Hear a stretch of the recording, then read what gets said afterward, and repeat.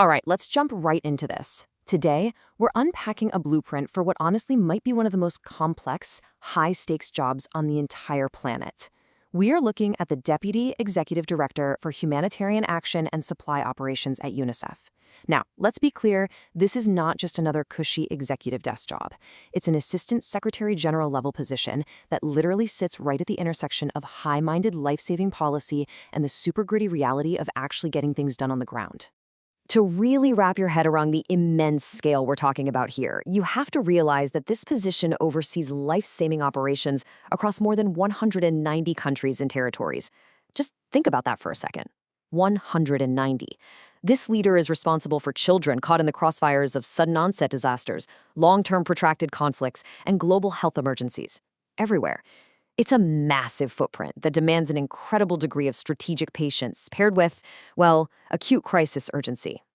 To break this all down, we're going to look at 5 key areas today. The ultimate dual mandate, diplomacy and crisis zones, the humanitarian supply chain, ethics, values, and accountability, and finally, securing a lasting legacy. Let's get to it.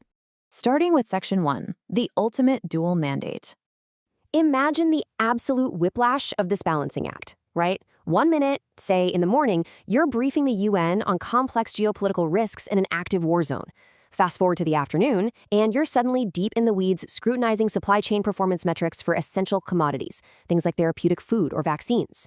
You literally have to be completely fluent in both high-level diplomacy and gritty, granular logistics at the exact same time. Now, this whole balancing act is anchored by something called the CCCs, the Core Commitments for Children. And look, these aren't just feel-good, aspirational goals tacked up on a wall somewhere.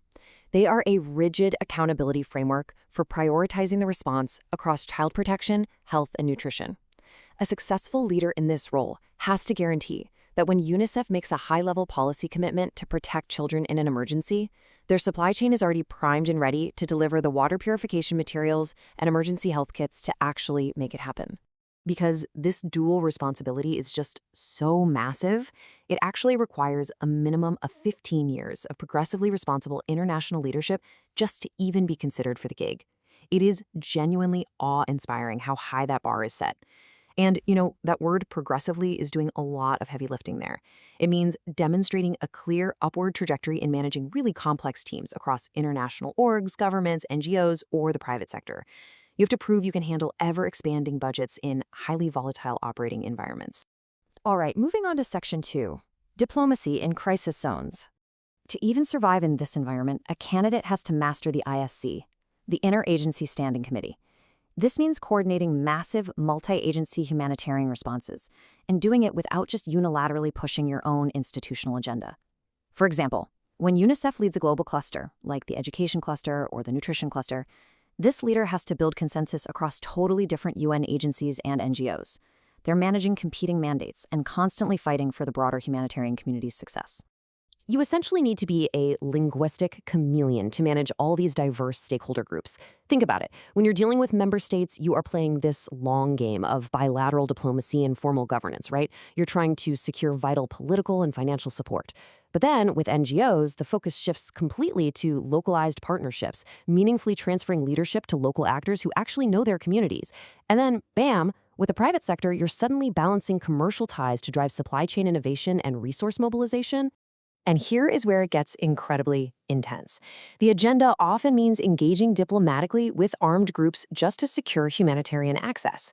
It requires an incredible amount of political acumen to do that without compromising your core principles. The Deputy Executive Director oversees engagement on 6 grave violations against children, things like recruitment by armed forces or attacks on schools. It's a highly sensitive diplomatic tightrope, engaging with non-state armed groups to protect kids, while making absolutely sure you aren't conferring undue political legitimacy on those very same groups. Which brings us nicely to Section 3, the humanitarian supply chain. So how does all this happen? Well, this leader is directly overseeing 3 massive, distinct organizational units that must work together seamlessly to deliver relief safely in the absolute most dangerous environments in the world. You have the Office of Emergency Programs driving the response strategy. You've got the Supply Division managing one of the world's largest procurement operations. And then the Office of the Security Coordinator, which has to balance humanitarian access against the absolute non-negotiable duty of care to protect UNICEF staff. Getting these distinct cultures to operate as one unified machine, that is the ultimate test of executive leadership. The wild thing about the operational reality here is that they aren't just sitting around reacting to crises. They are proactively anticipating disasters and running one of the largest humanitarian supply chains on the planet.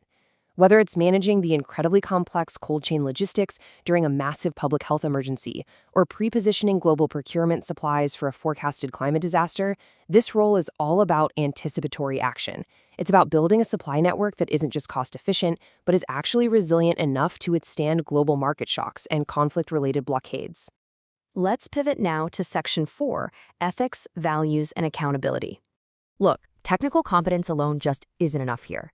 Candidates undergo extreme vetting to ensure they have modeled transparency and accountability throughout their entire careers. They actually evaluate candidates against what they call the CRITS values.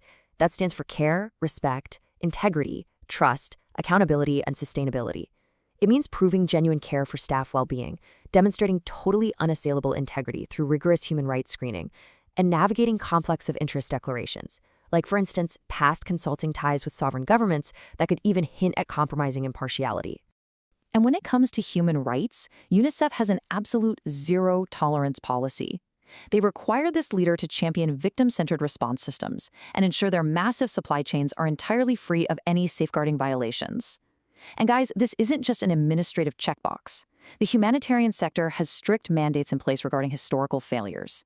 This role requires a leader who has actively built cultures of accountability, ensuring that any allegations are investigated rigorously and that the ultimate beneficiaries of their duty of care, especially the children, are relentlessly protected.